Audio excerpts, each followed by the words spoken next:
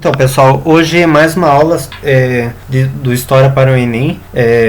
Peço por gentileza que se inscrevam no canal e deem um like no vídeo. Hoje vamos falar sobre o avanço da guerra, né, a Segunda Guerra Mundial.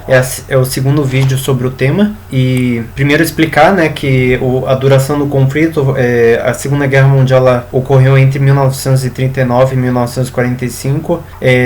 Ela gerou cerca de 60 milhões de mortes. A maior parte das mortes foi ocasionada por civis, não por militares, né? E principalmente dentro dessa conta entra também o Holocausto, né? O Holocausto judaico e principalmente as outras vítimas do nazismo, como as perseguições políticas também.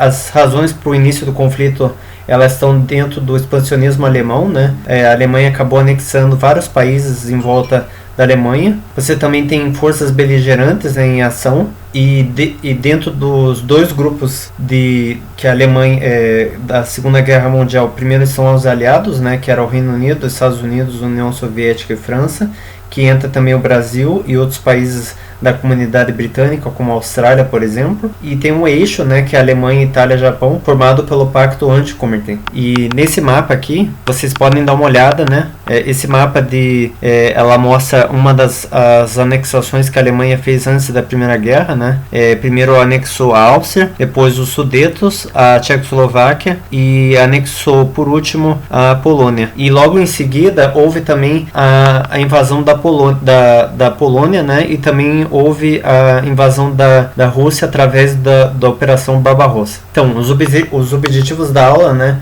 são compreender os movimentos de luta e resistência aos regimes nazifascistas e também compreender as características do avanço desses países do eixo, né.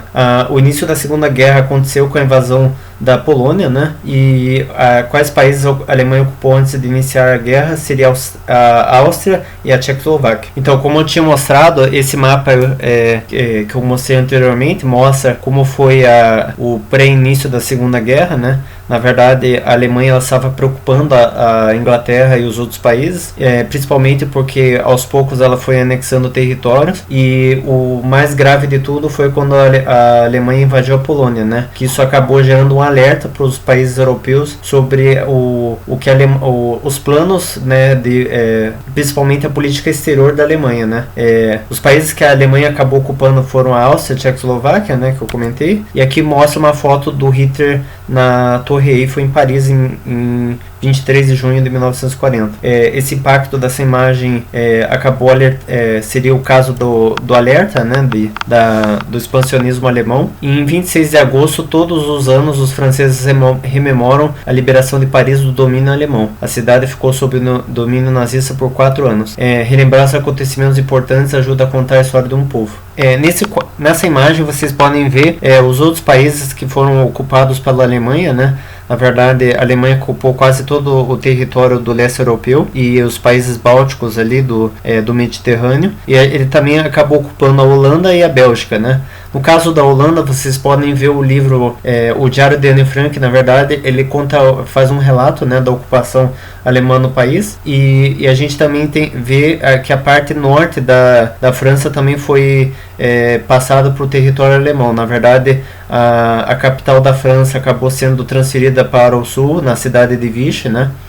A guerra de mentira. Na frente ocidental, ou seja, na fronteira da Alemanha com a França, a situação mantinha-se inalterada. Os franceses estavam entrincheirados na linha Maginot. Essa linha de fortificações interligadas visava a defesa contra o possível ataque do adversário. Os 6 meses iniciais do conflito, após 1º de setembro de 1939, ficaram conhecidos como Guerra de Mentira. E apesar da Alemanha ter invadido a França, isso não fez com que os franceses desistissem, né? Então muitos franceses acabaram lutando, fazendo um exército contra a Alemanha, né? E os judeus também fizeram uma resistência contra o nazismo. Então aqui mostra um mapa, né, de como foi a ocupação alemã na França, né?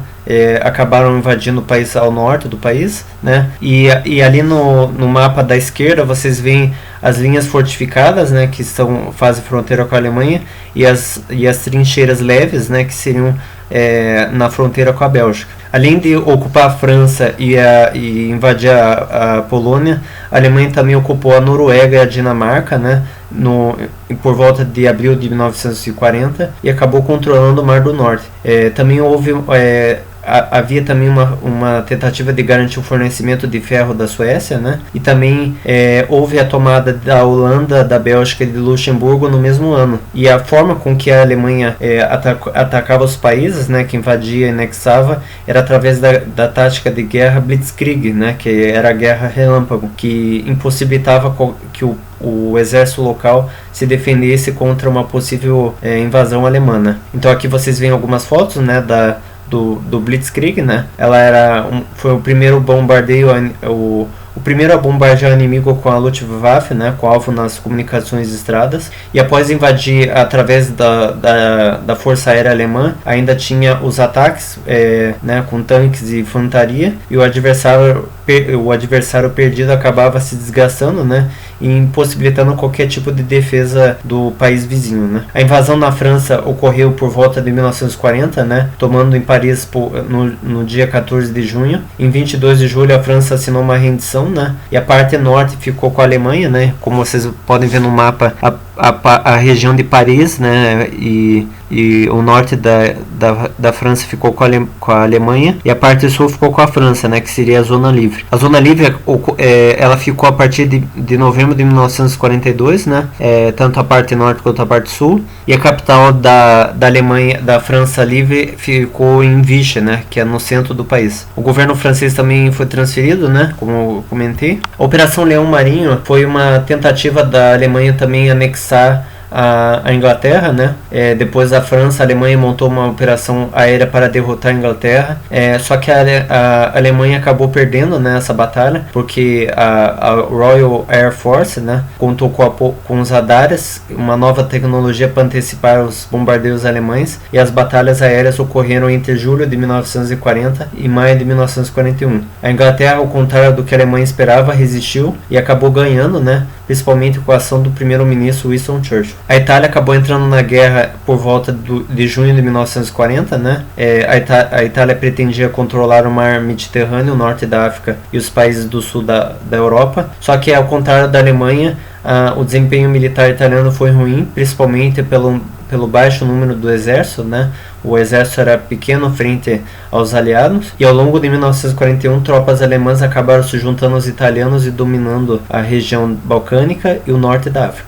A Operação Barbarossa também foi uma tentativa da Alemanha invadir e anexar a União Soviética, né? Isso ocorreu a partir de junho de 1941. A Alemanha acabou atacando a União Soviética e quebrando o pacto de não agressão, o pacto Pacto Molotov-Ribbentrop.